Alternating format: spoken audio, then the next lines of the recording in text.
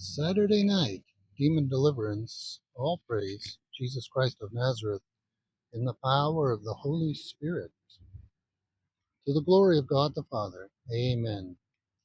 So I hope this isn't describing you, 2 Timothy chapter 3, verse 5, having a form of godliness, but denying the power thereof. From such turn away. So if you don't believe there's such a thing as confessing sins, repenting of sins, turning from sins 180 degrees, and seeking holiness, sanctification, this is God's will for you, your sanctification. If you don't believe in such a thing, if you don't believe in the power of demon deliverance, we're not supposed to have anything to do with you because you're going to keep practicing sin, right? And you're going to infect the rest of the body of Christ. With your sins, you're going to drag your demons into the congregation, into the assembly, and you're going to be a disease.